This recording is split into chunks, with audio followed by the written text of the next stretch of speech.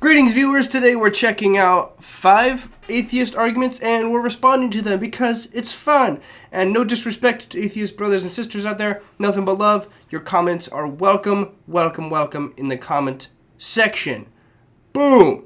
And oh, by the way, all respectful comments will get a response from me, but if they're just like, you fat idiot, I'm like, I'm not responding to that. That's not an argument. And before we dive into this video, just because something is a fallacy doesn't make that person wrong. So if someone uses a fallacy in their argument, it doesn't mean they're wrong. It just means they used a bad argument. And on the same hand, if someone wins a debate, it doesn't mean that they're right. It just means that they're a better debater and their worldview is possibly true. And so keep that in mind in this video. If you come away from this video and you think, man, that person totally destroyed all these arguments, his rebuttals were spot on, it doesn't make me right. It just makes the rebuttals high quality. But maybe you'll find these arguments convincing anyway. Let's dive in. Wow! First argument we're looking at today is what's classically called Hitchen's razor. Christopher Hitchens is a late atheist who did a lot of debates. What can be asserted without evidence can also be dismissed without evidence. I don't think that's a crazy thing to say at all. One of the things I argue is that there is plenty of evidence for my position. And there's actually a ridiculous amount of my evidence for my position as a Christian. The evidence is right over here. And I'll warn you guys, once you see this piece of evidence, like this piece of evidence is my argument for God's existence, and it's physical. A physical piece of evidence for God's existence. It's going to absolutely blow your mind, okay? You guys ready? Comb.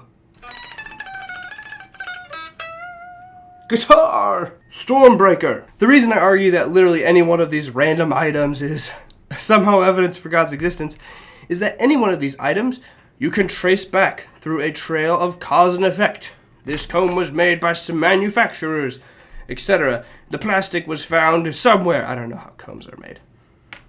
But anything can be followed back. Where did you come from, mom and dad? Where did they come from? Back. And you get to this place where you have to theorize, and it's a philosophical question, is what is at the end of this cause and effect trail? Because no one really remembers it. Well, one of the common conclusions is that the cause and effect trail goes all the way back to the Big Bang. And there's some scientists who say there's some good evidence for the Big Bang. And so, if the Big Bang was the first cause of everything that we see today, then the Big Bang is the most powerful thing ever. And it's capable of creating life. Fascinating. And the Big Bang gave human beings, the life, a sense of morality. Wherever from in that experience the morality particularly comes from, the Big Bang created it. Fascinating. Kind of sounds suspiciously like you're describing God. But hang on. The other trail you could head down is that the universe, which follows this cause and effect trail, it could just be infinite. It goes on forever and we don't know the end. And some people debate whether an infinite regress is even rational. But let's entertain the thought for a moment. If the universe is this infinite regress that goes back forever, then the universe is the most powerful thing literally ever. It is capable of creating life. It gave us our sense of morality, however specifically you think morality comes about. Sounds suspiciously like we're describing God, but I digress. And then there's some people who are like me, who are like, maybe it was God, okay? And God has been described for a long time, thousands of years, as the most powerful thing ever, capable of creating life, and gave us our sense of morality. And morality is just what we ought and ought not to do. So that's why I say literally anything can be evidence for God's existence. Anything that exists is a cause, or is an effect, and every effect has a cause until you go all the way back until you're either describing God himself or something very close. The next one is just kind of a common saying when some people who are against theism, they say extraordinary claims require extraordinary evidence. And I want to answer this objection with the same answer I had before. Draw everything, any given thing, as far back as you possibly can. And it doesn't actually matter if the farthest you think time goes back, or the universe goes back, is 6,000 years, or 50 years, or 15 billion. It's not relevant to the question. Draw it all back out as far as possible. And you're either going to end up admitting that God exists, or you're going to start describing something incredibly similar to God. Fascinating. The next one is just a common one called the God of the Gaps fallacy. And this fallacy says that whenever we're doing our life and something happens that we can't explain, throughout history, some people have attributed it to God's action. They're like, I don't know what's going on, it must be God. A famous example that I heard about was there was this town in the northeast of America, and lightning was striking. And so some people were like, bro, totally, dude, I can't explain this. It must be God's anger, smiting us with lightning and burning up our houses. And then Ben Franklin comes along and he ties a kite to a key and he flies it.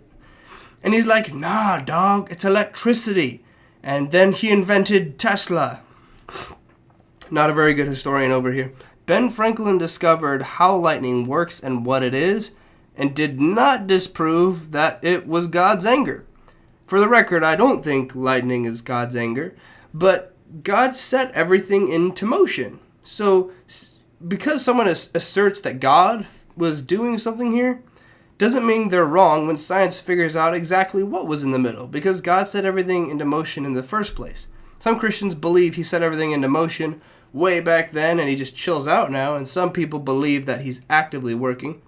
Either way, science is only telling us how things are working. It doesn't answer why. I do have to mention, though, it is totally possible for people to falsely attribute something to God's will.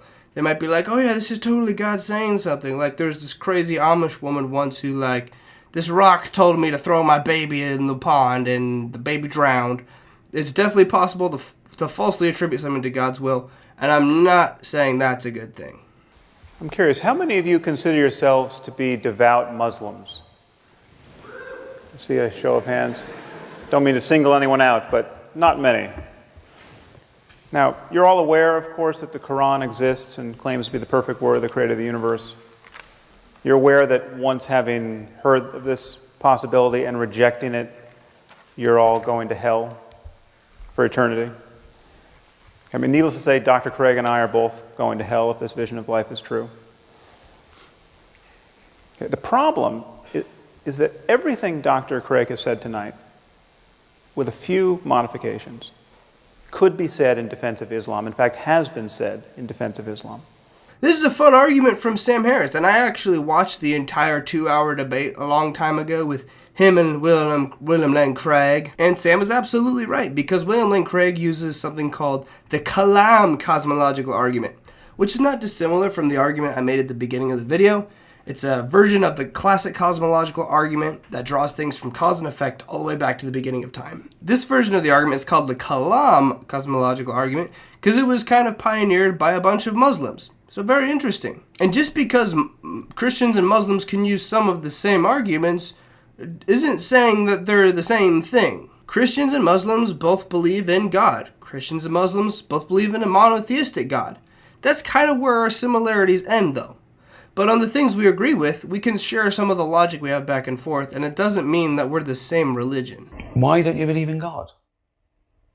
Well, that's a very strange question. Why don't you believe in God? Well, you came up with it. Why would I? Religion's greatest trick wasn't convincing some people that there was a God who was all-powerful. It was convincing everyone else that you couldn't ridicule that idea. Sure you can. Why not?